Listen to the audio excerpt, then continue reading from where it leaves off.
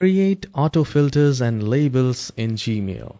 Your Gmail can now organize itself, no efforts needed. So I'll open the Gmail and we will go to settings from the top right corner. And then we will go to see all settings. And here you have a lot of options. We will go to filter and blocked address. And here you can select create new filter.